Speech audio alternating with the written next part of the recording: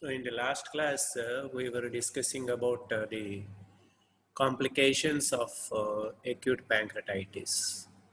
So they were systemic, that is that follow within 1 week, whereas local, that is after 1 week or 10 days.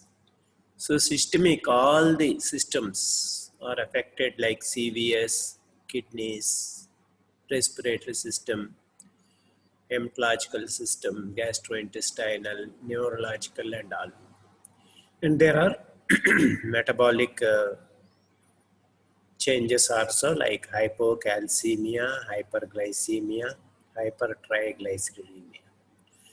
Whereas it is the local symptoms that are important for us, which needs to be sometimes treated by surgery. So they are both acute fluid collection, sterile pancreatic necrosis, infected pancreatic necrosis where we may have to interfere by doing what is called as necrosectomy. Then pancreatic abscess, pseudocyst is the common complication of local complication of acute pancreatitis. Then you have pancreatic ascites and other vascular things.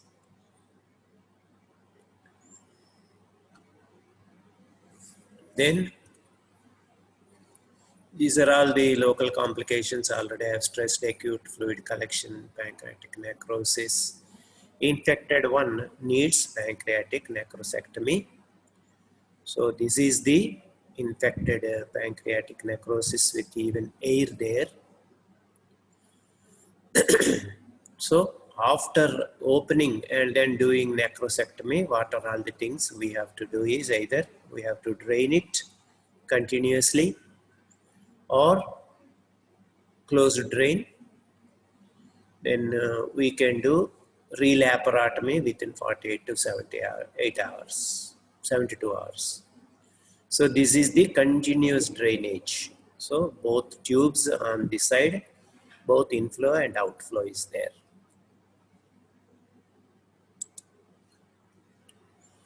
So these are all the things. Now let us go to pseudocyst. So this is the collection of amylase rich fluid.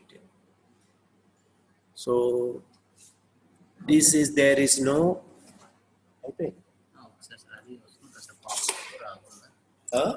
Popup వస్తుంది కదా sir, cut చేసేసాను కదా. అదే sir, అంటే అస్తమాటికి మీకు డిస్టర్బెన్స్గా ఉంటుంది.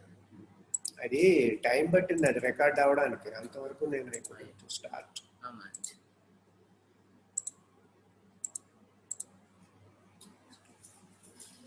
So this is collection of amylase rich fluid and there is no true capsule, that is it is only fibrous capsule. ఏంటి ఇదేదో వచ్చింది.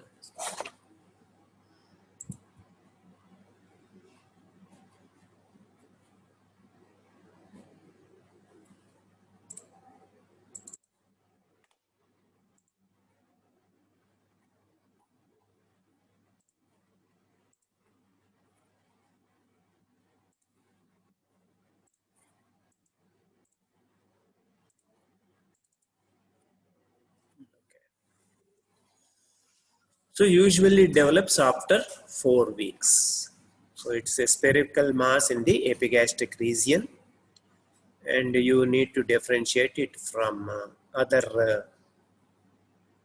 diseases like cystic neoplasms or the pancreas or even a liver or mesenteric cyst and aortic aneurysm, which is right behind the pancreas.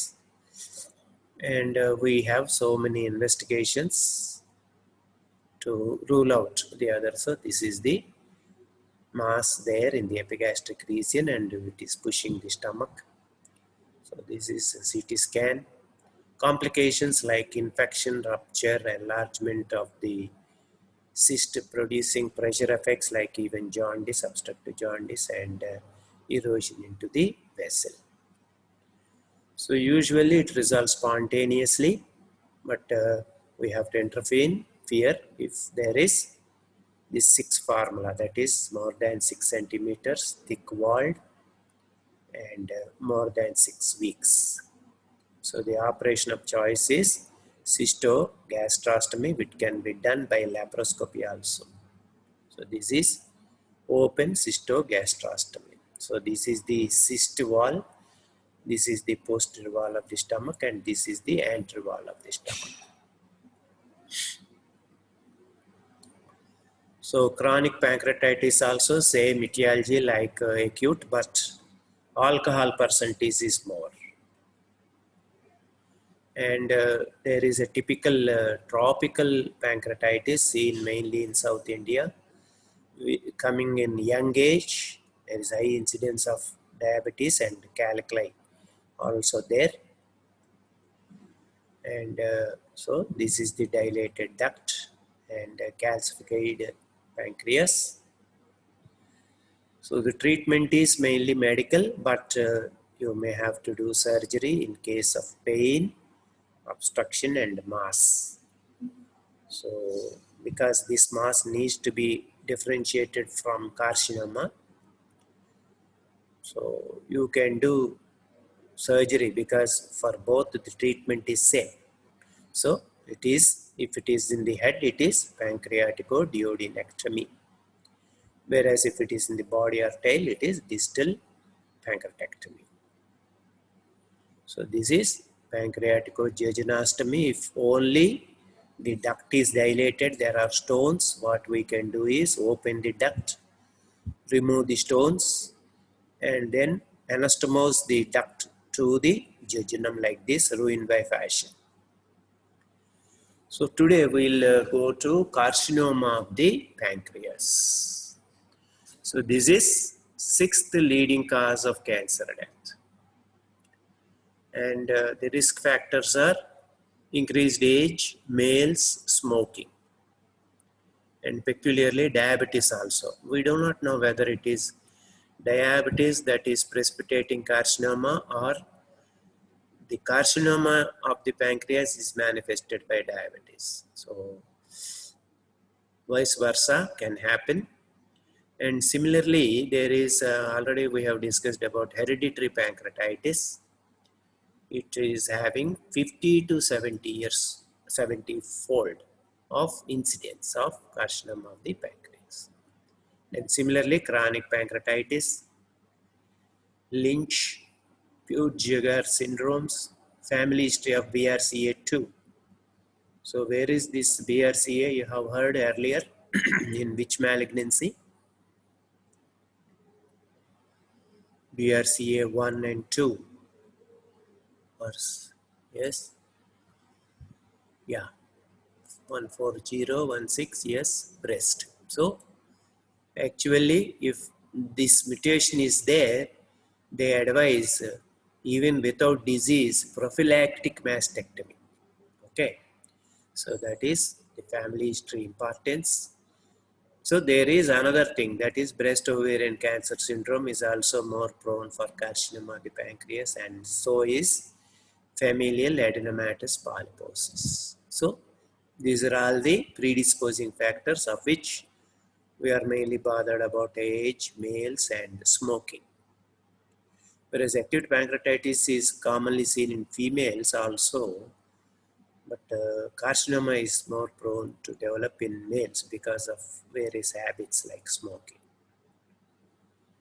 So what is the pathology? It is ductal carcinoma. So adenocarcinoma. So, and it is 70% of these cases are seen in the head. There is another variety, that is periampullary carcinoma.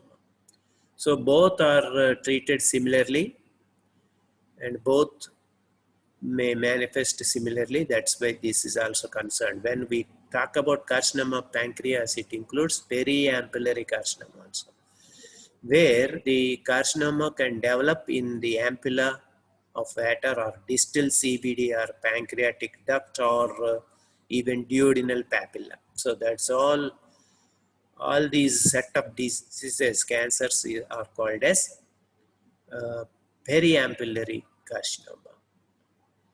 So the advantage of it is small and detected early because of manifestation of jaundice. So the prognosis is favorable.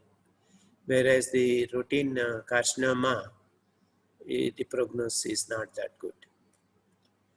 So how does it spread? By local, lymphatic, homogeneous, that is liver secondaries.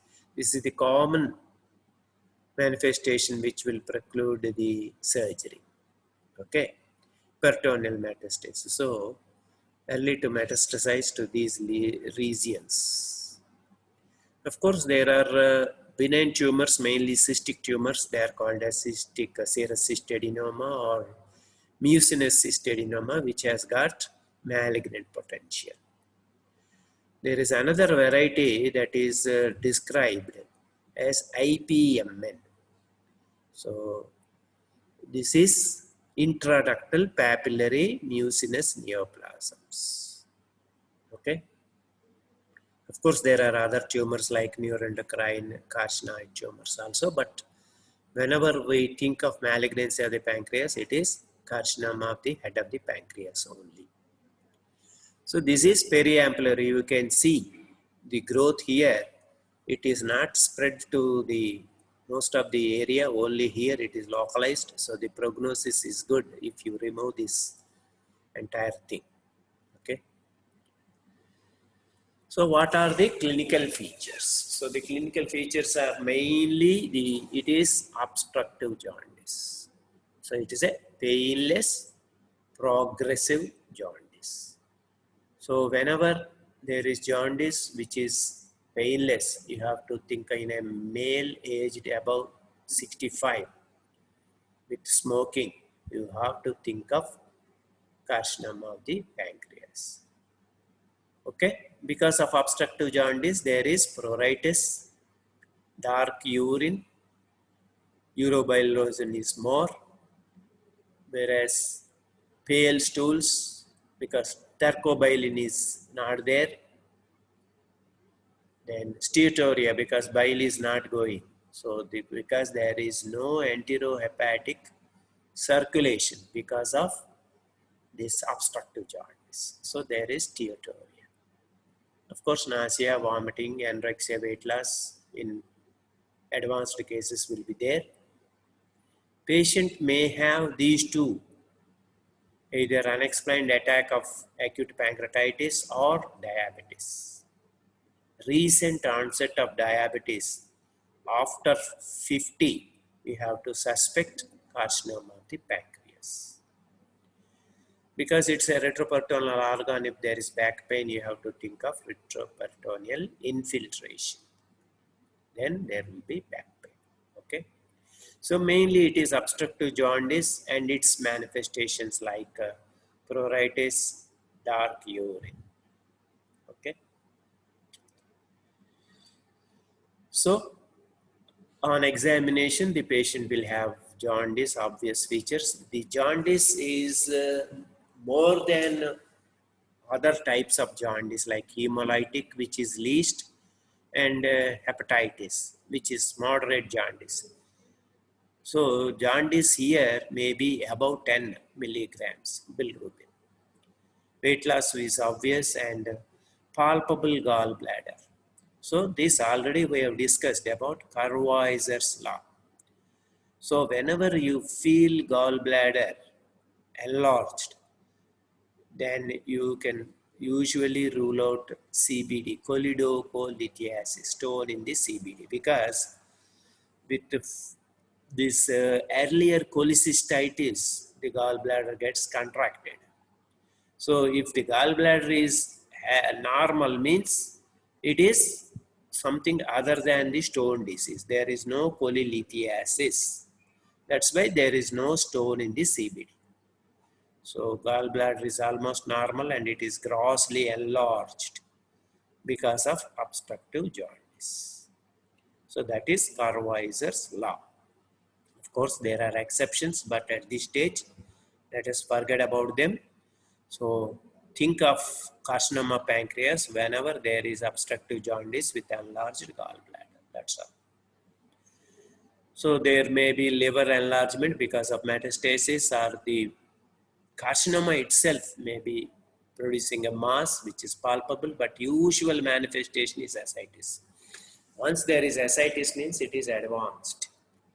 So one of our dearest professors, Professor E.N.B. Sharma, he suffered with pancreatic carcinoma and ascites, and that's how it was diagnosed. So there may be pelvis deposits or even left supraclavicular lymph node also. Scratch marks because again of jaundice causing pruritus. Then this is very peculiar, specifically mentioned in carcinoma pancreas, Trocheus sign. So migratory thrombophlebitis. There is another Trocheus sign which is for tetany, whereas this is for migratory thrombophlebitis. Of course, there may be splenic vein thrombus also.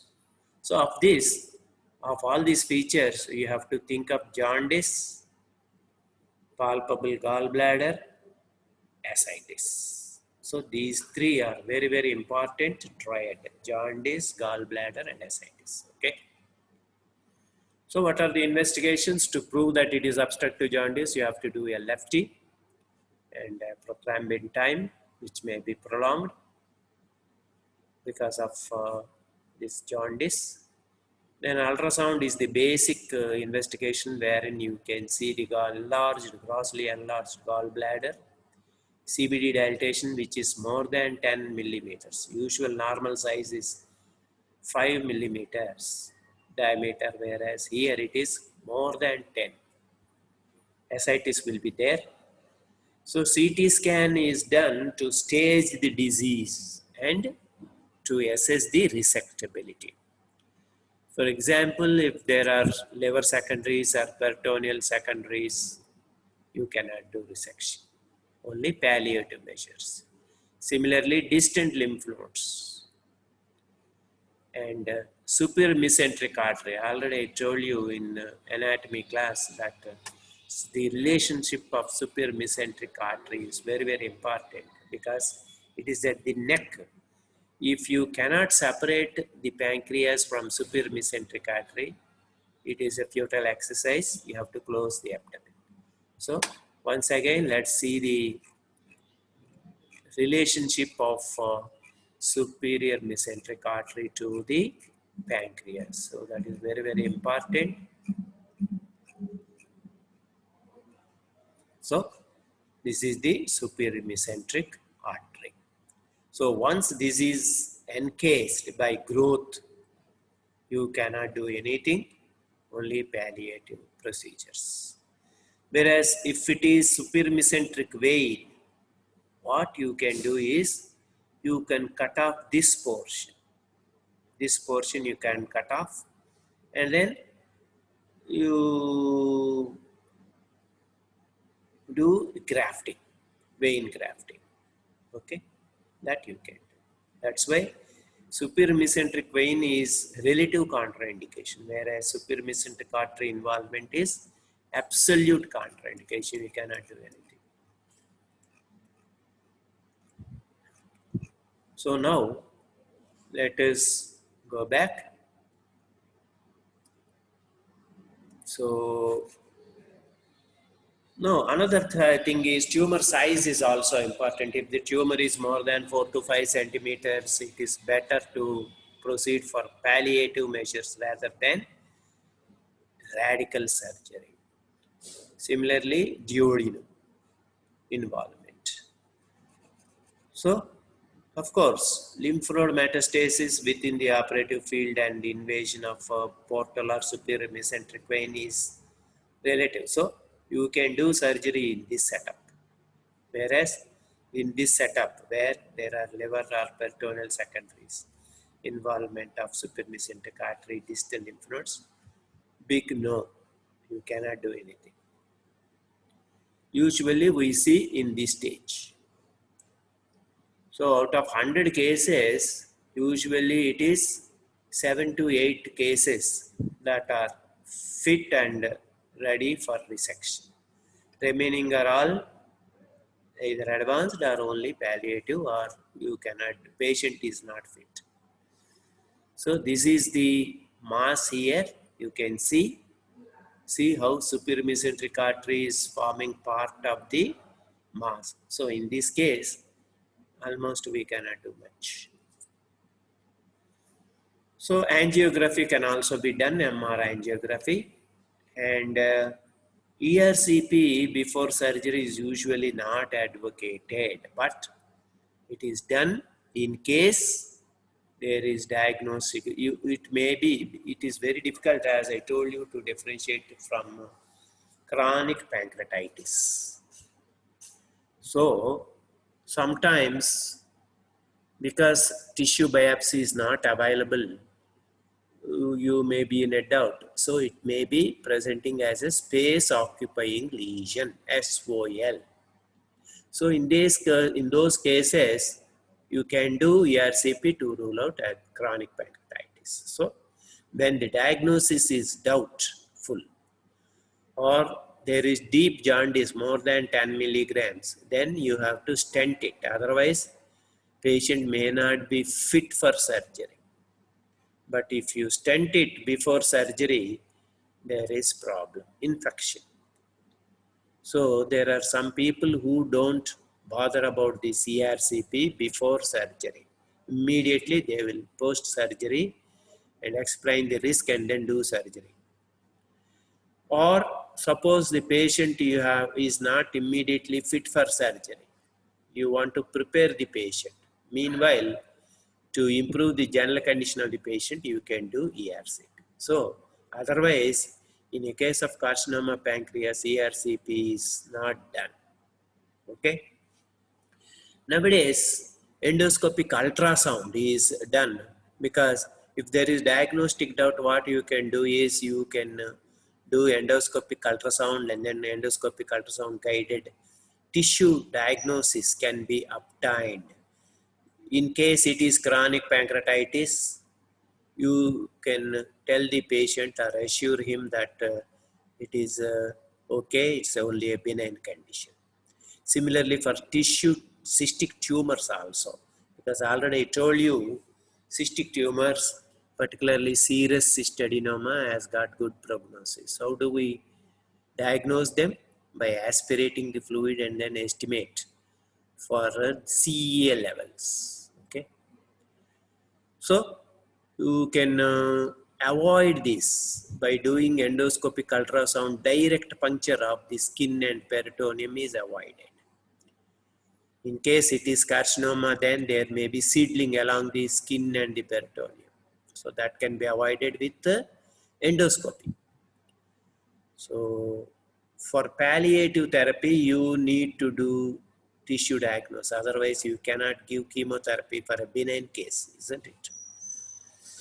So before proceeding for radical surgery, always do diagnostic laparoscopy. So, because already I told you one case wherein I have given a big incision only to find liver secondaries. So I had to abandon that case. So that will be abandoned. At that time, laparoscopy was not that freely available. Now it is freely available. So before surgery, open surgery also, you have to do laparoscopy and then exclude secondaries. Okay. Extension of laparoscopy is lap ultrasonography, which can detect liver secondaries that are there beneath the liver. Small liver secondaries which are not picked up by CT scan can be picked up by laparoscopic ultrasound. Of course, CA 19-9 also is done, though it is not specific. We have to do it, because if the levels are increasing means there is recurrence. That's why as a baseline they do CA 19-9. Okay. So these are the investigations. So the investigations are LFT, ultrasound, CT scanning to know the stage and resectability, and others like ERCP, endoscopic ultrasound, diagnostic laparoscopy and ultrasound, and CA19-9. So on endoscopy, you will see like this if it is periampullary carcinoma. If it is the same thing here also, you can see that it is blocking the lumen of these ducts. So how do we manage? See, already I told you, more than 85% are unresectable, more than 85%. But remaining 15% also, once you open, you will find on endoscopy, diagnostic laparoscopy or ultrasound that there are liver secondaries. So they will also become non-resectable, and only 7 to 8% of cases are resectable. So pre-operatively, you have to prepare, just don't rush in the patient into OT. Adequate hydration is very, very important because of jaundice, because there is what is called as hepatorenal syndrome. This is very, very important. So then there is, you have to improve the glycogen reserves for liver thing, and then vitamin K because of the bleeding tendency. So what is the operation? It is Whipple's operation. So what is this Whipple's? It is pancreatoduodenectomy. Nowadays they are doing what is called as pylorus preserving. Previously we used to do partial gastrectomy also. We used to remove pylorus also. Now that is preserved. So remaining, what are the parts that are removed? The entire duodenum is removed. The pancreatic head is removed. Distal CBD is removed. So, and then you have to do anastomosis. So because you are removing the duodenum, how to establish the continuity? So 3 anastomosis you have to do. What are they? I'll show you.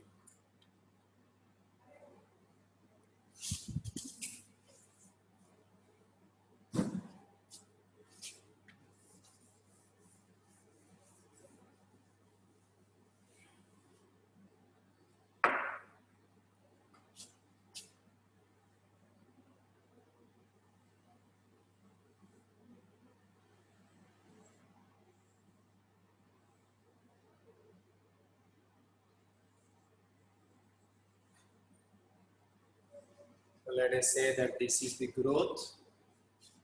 So what classical Whipple's is, you have to cut here, and this is the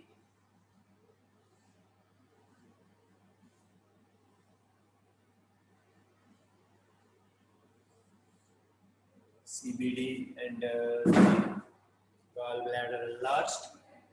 So what you have to do is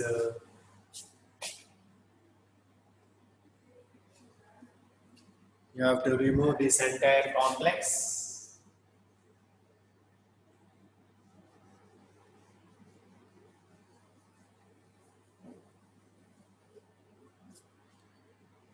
Entire complex you have to remove, and then of course there is pancreas here, remaining part with the pancreatic duct opening here. So what you have to do is bring this to this.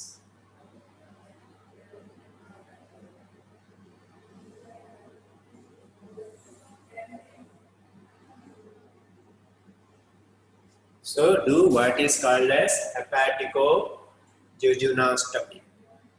So this is called as hepatico-jejunostomy. Then you have to anastomose to stomach. So that will become like this. Sir క్లాస్లో ఉన్నా మళ్ళీ నేను phone చేస్తాను.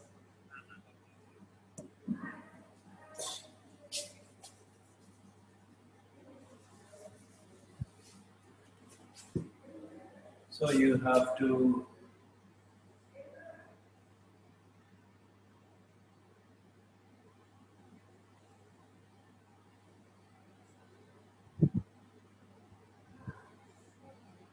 so this is gastrojejunastommy. So stomach and jejunum, and this is pancreatico-jejunastommy.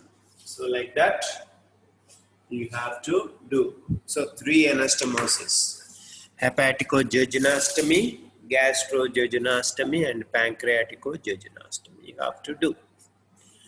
So there are many varieties, many modifications. How to anastomose the pancreatic duct to the jejunum. Pancreatic duct maximum diameter may be 3 millimeters. So how to anastomose it is another big issue.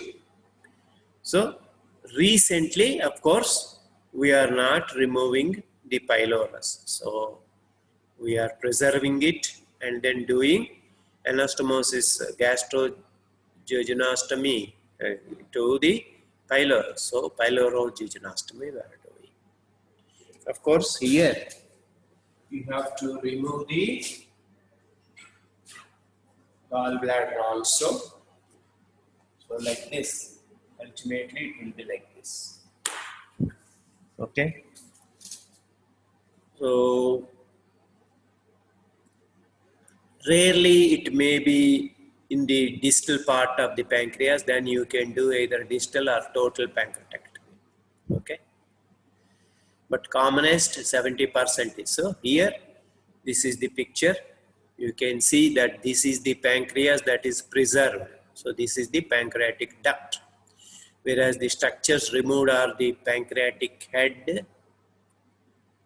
This is the duodenum and proximal part about 1 or 2 centimeters of the jejunum. So you have to remove this part and then anastomose like this. See, this is the hepatico-jejunastomy. Then this is the pancreatico-jejunastomy, and finally pylorojejunastomy. So that's how we can do it. Of course, in patients where you have done surgery, you can give adjuvant therapy, that is 5-FU and gemcitabine are the two chemotherapeutic agents that are useful for carcinoma of the pancreas. In case you are not resecting to relieve the jaundice, to relieve the gastric outlet obstruction, what you can do is choledochoenterostomy, that is choledochojejunastomy without disturbing the growth, and gastrojejunastomy. These two you can do. And if the patient cannot tolerate this much even surgery, then you can do by endoscopy. So stenting of the CBD and duodenum can be done. And most of these patients are having pain, so you can relieve that by stepwise escalation of analgesia from starting from NSAIDs to the morphine derivatives. Some symptoms will be relieved, if some pain may be relieved with celiac plexus block or transthoracic splanchnicectomy. Okay. You have to treat also diabetes and steatoria by giving pancreatic enzymes. And so this is endoscopic stenting. See, this CBD is stented by endoscopy. Similarly, duodenum is stented. So this is as a palliation in whom even you cannot open the abdomen. So though they may again close back. So in advanced cases, you can proceed with this. Okay. So that's about carcinoma of the pancreas. So With that, I think all major systems are over except anal canal, the last one. So from Friday, we will discuss something about anal canal. Okay. Now, so if you have any doubts regarding this, you can ask me. I am ready to answer, not only in today's topic or any other topic. I hope you are ready with tomorrow's seminar, all the students. Not only the students who are presenting seminar, others also should prepare and then ask either doubts or questions. You can ask you can question your colleague because some more extra points he might have missed, he or she. That you can bring forth so that not only you, even the students who are presenting can also get benefit out of it. So I think tomorrow's topic is shock. So all of you prepare well for not to get shocked. That is important because it's a stock question for you. Every alternate or 1 in 3 papers contains this shock, some form shock. Okay, maybe septic shock or maybe hypovolemic shock. So anything in pancreas? Already I told you 2 questions that are very, very important are in the short notes, pseudocyst, in the essay, acute pancreatitis. So both you should be prepared, right? Right, okay. Thank you.